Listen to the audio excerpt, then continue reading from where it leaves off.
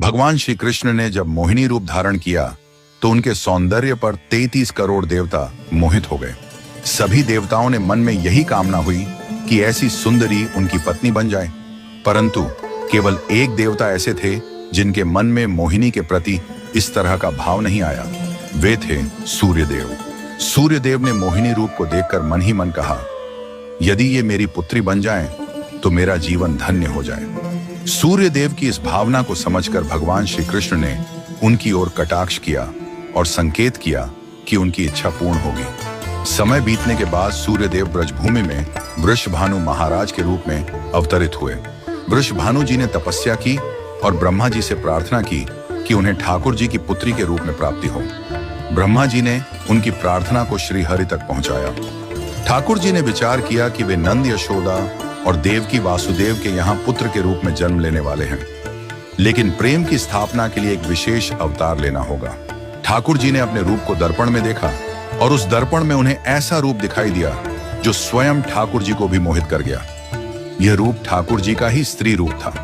उन्होंने इस रूप को स्थिर किया और लक्ष्मी जी के वस्त्रों, आभूषणों और श्रृंगार सामग्री का उपयोग करके इस दिव्य स्वरूप को सजाया। जब यह स्वरूप पूर्ण हुआ तो ऐसा प्रतीत हुआ मानो सूर्य और चंद्र का एक साथ मेल हो गया हो। यह दिव्य तेज इतना अद्भुत था कि स्वयं ठाकुर जी भी नेत्र मूंने को विवश हो गए। जब उन्होंने नेत्र खोले तो उनके सामने श्री राधा रानी का दिव्य स्वरूप प्रकट हुआ। श्री राधा के प्राकट्य का समय सुबह 4 बजे का था, जो ब्रह्म मुहूर्त का समय है। भगवान के अन्य अवतारों का प्राकट्य दोपहर 12 बजे या रात्रि 12 बजे होता है, परंतु राधा रानी का जन्म ब्रह्म मुहूर्त में हुआ, जो नए दिन की शुरुआत का प्रतीक है। यह इस बात का संकेत था कि प्रेम का प्रकाश संपूर्ण विश्व में फैलने वाला है। राधा रानी के अवतरण पर वृषभानु महाराज और कीर्तिदा माता के घर उत्सव मनाया गया। सभी गोप गोपियां ब्रजवासी आनंद में झूम उठे, लेकिन एक अद्भुत घटना ने सबको चकित कर दिया। राधा रानी अपनी आंखें नहीं खोल रही थीं।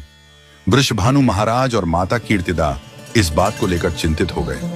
कई साधु संत और विद्वान उनके दर्शन करने आए, लेकिन किसी के भी प्रयास से राधा रानी ने अपनी आंखें नहीं खोली। तभी देवताओं के आग्रह पर नारद मुनि वहां आए। उन्होंने राधा रानी के पास बैठकर उनकी स्तुति की। नारद मुनि ने जैसे ही स्तुति गाई, राधा रानी ने पहली बार अपनी दिव्य नेत्रों से नारद मुनि की ओर देखा। उस समय राधा रानी का स्वरूप ऐसा था मानो मृग नयनी सुंदर बालिका अपने पालने से झांक रही हो। यह दृश्य देखकर नारद जी आनंद से झूम उठे। उन्होंने अपनी वीणा और करताल बजाकर कीर्तन प्रारंभ कर दिया और गाने लगे, जय राधे जय वृंदावन वासिनी। वृषभानु महाराज यह